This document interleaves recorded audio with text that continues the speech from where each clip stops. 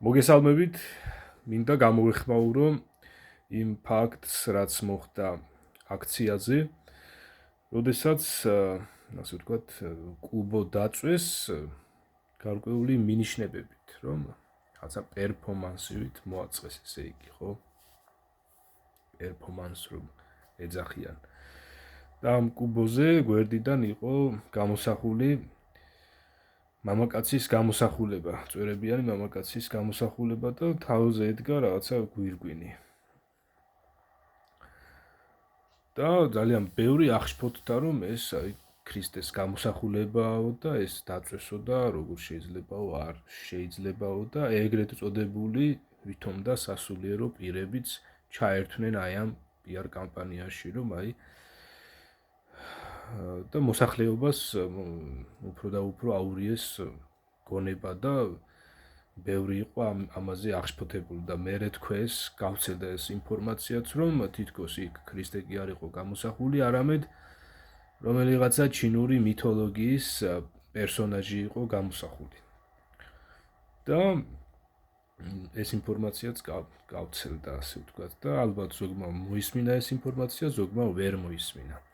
ხლა მე მინდა ორივე მათგანს მივმართო, ორივე კატეგორიას, ესე იგი.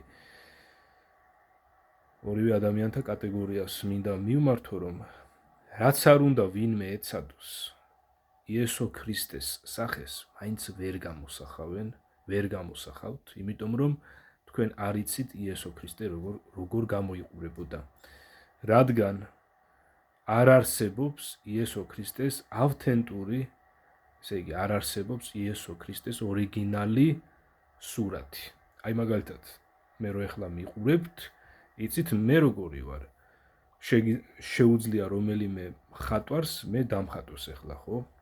მაგრამ არავინ იცის იესო ქრისტე როგორ გამოიყურებოდა ან მკვდრეთით აღდგომამდე, ჯვარცმამდე, ან მკვდრეთით აღდგომის შემდეგ როგორ გამოიყურებოდა იგი. ეს ჩვენ არ ვიცით და დღევანდლამდე აი ეს თუნდაც ძველი ხატები რაც არის შემორჩენილი, არც ერთი ეკუთვნის პირველი საუკუნის ხატს, ასე ვთქვათ, არავის დაუხატავს და მით უმეტეს ჩვენამდე არ არის მოღწეული იესო ქრისტეს ორიგინალი სურათი ან ორიგინალი ქანდაკება. ამიტომაც დღეს არსებული ეგრეთ წოდებული ხატები, რაც კი არსებობს, რომლებზეც გამოსახულია მამაკაცი და ამბობენ, რომ ეს ქრისტეს სახეაო, ეს არის დიდი ტყუილი. ეს არის დიდი ტყუილი ადამიანთათვის გამზადებული და ადამიანთა შესაცდენად. რეალურად არ არსებობს დღეისათვის ჩვენ არ ვიცით იესო ქრისტე როგორ გამოიყურებოდა და ამას მნიშვნელობა არც აქვს. ეს გვეცოდინება თუ არ გვეცოდინება, ვინაიდან გასაქრისტიანებლად გადასარჩენად აუცილებელი არის იესო ქრისტეს სიტყვების მოსმენა და დაჭერება. იესო ქრისტეს სიტყვების რწმენა, რაც ბიბლიაშია მოცემული.